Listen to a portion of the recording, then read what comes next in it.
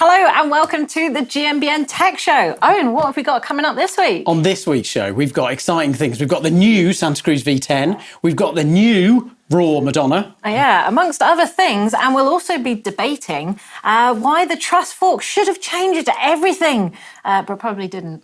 But it still could do.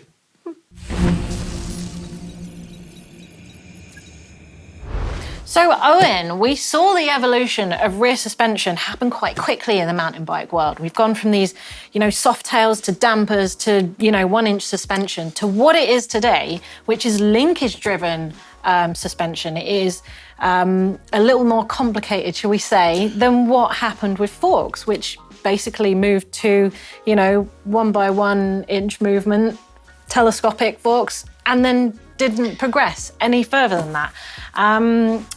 So why didn't we move to linkage forks? Oh, well, give us a history lesson first, because brief history. Yeah, I'd say way back in the 1950s, there would have been a French randonneur brand that did a fork that moved but in the a mountain specific bike. But in mountain bike. Because we only care about mountain bikes here. Okay, cool. Harsh.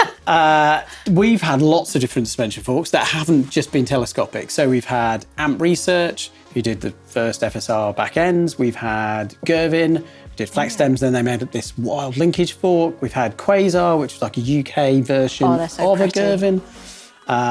We've had, have we talked about Lawwell Leader? That's pretty cool. Yeah, so that's a leading link fork instead of like a trailing link fork. And then on that UK theme, USE did a fork with a special linkage that stopped it diving under braking. So we've had some, but effectively we've always returned to the telescopic fork. We have, and there are a couple of linkage forks out there. However, I'm going to focus in on the Trust fork because it was, I hate to use game changer, but in terms of linkage forks, this was a bit of a game changer. And it was headed up by industry leaders, Jason Shears of NV fame, and then Dave Weigel, basically suspension legend, who invented split pivot, the DW link, the Delta system, which you see on Evil bikes. So the man is a fan of linkages, we can safely say, and bearings. So he is, yeah. If you asked him to design a fork, this is what he came up with. Yeah, and I think the reason why he developed that is there's so many things that you can play with. Like we've got used to terms like kind of anti-squat, we've got used to sort of like anti-dive, these terms we Axle talk about exactly with rear suspension. And we're able to do that, or we're not able to do that with a telescopic fork, whereas the guys at Trust were able to change some of those dynamic ride features like trail with this linkage and how the damper is sort of is levered. So opposed to just being one-to-one, they're able to play with how that would progress. So you can change how the fork feels. Yeah, so a current fork, being telescopic, it just moves within itself. The one-to-one means for every inch movement on the wheel, there is an inch movement of suspension. And we don't tend to see that all the time in rear suspension because of the way the linkages move. You get all these wonderful leverage ratios. As we know, we see these lovely colourful graphs come out to know that for every wheel movement inch, there is a different leverage on the actual suspension itself. And I guess this is what Weigel wanted to do. He wanted to probably eliminate the fact that with a telescopic fork, every time you brake, you dive. Anytime you dip into your suspension, your head angle steepens.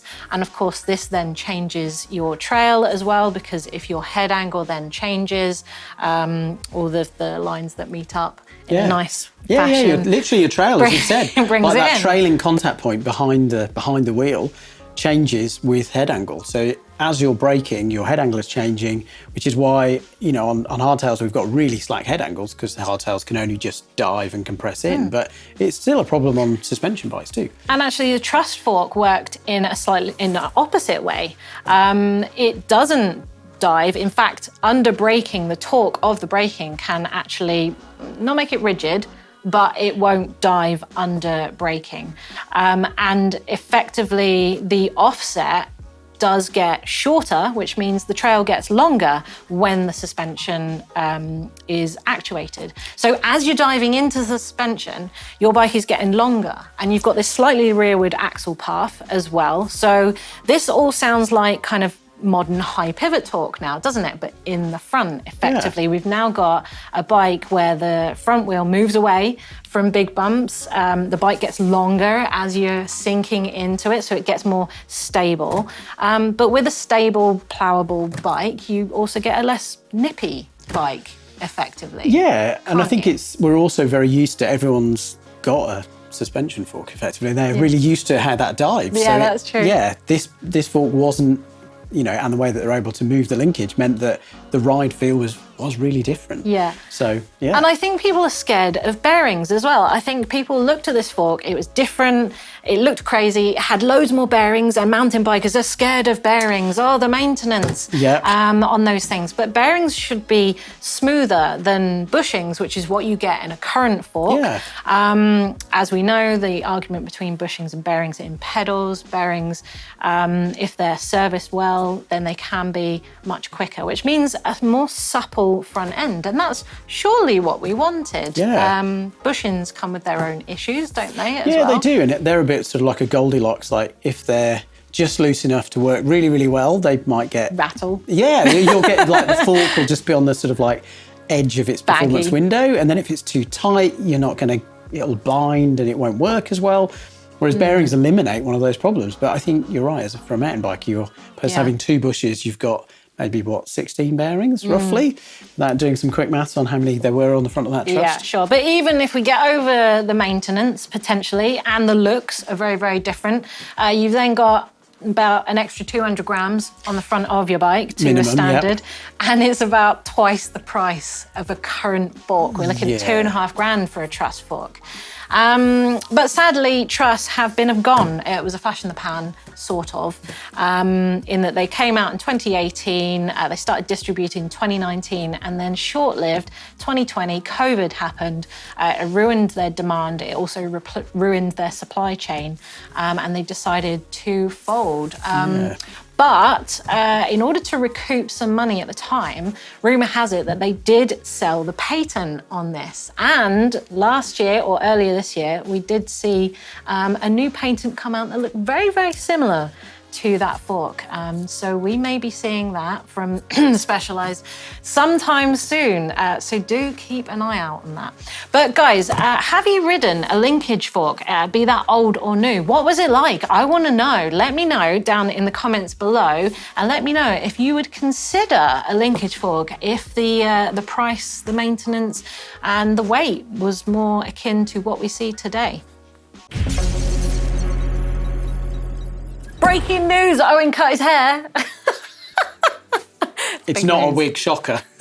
Big reveal. So yeah, V10, there's a new one. It's the 8th iteration of this race-winning bike, multiple race winnings. This year it's had several podiums, lots of podiums. So 8th version, it's got lots of geometry tweaks. Travel has gone from, it's dropped down to 208 instead of 220 on the rear. Yeah. It's 29er and mixed wheel. I think on the smaller size it's mixed wheel only, and then the larger sizes it's 29er only, which kind of makes sense looking at kind of the butts of lots of DH races at World Cups. There's lots of tyre skid marks on there. Tyre skid marks. It's got a 3-position flip chip, which is kind of cool actually. So that can change some of the kinematics with the rear suspension. It's also got reach adjustable headset. So that means you can play around with both head angle and reach to a very fine degree, which obviously, if you're a racer, you need those extra 5mm reach or not. Obviously. And there's a 3-position in the linkage and in the rear axle as well, so you can change the chain stays, which is very popular these days as well. Yeah, no, very downhill good. Bikes. Nice. Frame only, for £4,000. But I think complete starter, I believe, 5.5. Yeah. Which is pretty good. It's looking sharp, isn't it? And then from Raaw, their long travel bike, the Madonna, is now a version 3, has just dropped. So check this out on screen if you are into aluminium only. This bike is aluminium only with 160 in the rear, 170 up front. It's 29er or mixed wheel setup. And the new V3 gets a few updates. So now you can modify the bottom bracket height, you can modify the chainstay lengths and the head angles, which is very popular, as we just saw with the V10. And also the suspension comes with a bit more progression adjustment. You basically get the option, and you also get a rider weight specific rocker link as well. So you can tune the suspension to your weight as well as your tastes. And that is coming in at frame only for £2,092. It's pretty cool looking. New in. Breaking news, possibly, or hopefully not breaking news, because Hiplock have got a new 1000 series range of products, which includes a fantastic D-lock that is meant to be angle grinder proof, some ground anchors that are meant to be angle grinder proof as well, and all thanks to a composite that's infused with graphene. So yeah, it looks very exciting. Launched with Kickstarter, and there's discounts for the backers, and deliveries around spring 2024, so not long to wait. Nice. And in other news, DV8 have refreshed all their models, particularly the Highlander and the Claymore, with a new UDH compatible rear end. And for any of you out there that are DV8 owners, you can get in on this update where you can actually buy the rear end at a discounted price, and they'll colour match it for you, which I think is a nice little touch from DV8 there. Yeah, very nice touch. Speaking of nice touches, Muck-Off have launched a new silicone-infused ceramic protection kit, which is meant to keep meant to keep mud and dirt off your bike for 2 years. That's what they claim. Wow, yes, big claim, bold claim there. And then Frameworks, our friend from Nico Mullally, we've seen him testing that downhill bike for the last year or two now, and it is finally out there in production. So you can buy it for the price of $3,950 for the frame set only, but that does include hardware and a UDH, but no shock in there. Which is pretty good, to be fair. That's I mean, not the bad. development of that bike has been amazing to watch. So very fun to watch. Interesting journey, and seasonally suitable weather clothing. Raaw have released some Gore-Tex pants. They're sort of like a Gore-Tex version of their trail pant, which is actually quite good. Slightly eye-watering price of £250. But for that privilege, you get a nice little repair kit, which is handy. And also, at the moment, limited time only, you get a trail pack, aka a bum bag. So that's quite nice. In their defence, you'd struggle to buy a Gore-Tex jacket for under 250. But Valid. breaking news, the most important news of all, is the Essential Mountain Bike Maintenance Book is out there ready for pre-order. And I would say that the first 250 get a signed copy by all the presenters, but that sold out in a matter of days. No, less. Under 24 hours. Did it? Under 24 hours, Well, there you have it. But don't miss out on the book itself. It's got a bunch of walkthroughs in here, but also QR codes, which means you can get straight to the videos if you need to. So one to watch out for. Definitely. Buy it now. Ready for Christmas. Pub quiz! Woo! And for my first question, who are the brains behind Trust Suspension? And the second question, name one other suspension design invented by one of those Trust founders. And third is name any other linkage fork, either past or present. Bonus points if you name more than two.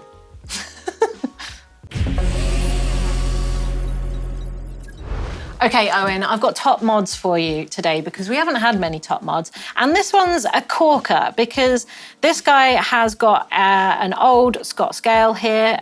So we've got Maritz here, who's got a Scott scale from 2013. He's done loads of upgrades to it, 1x12 as well in there as one of them. And the frame wasn't dropper capable, but going to 1x meant that he could actually route that dropper through the front mech hole. Clever. And then channel it up the seat post, which I really like. I love people modding their old Very bikes. good. Bonus points on that one. I like it. Absolutely. And then from Wayne, who's basically was a massive fan of our very own Martin Ashton. Who wasn't? I mean, or isn't? He's amazing. I'm still a fan. Yeah, he's good.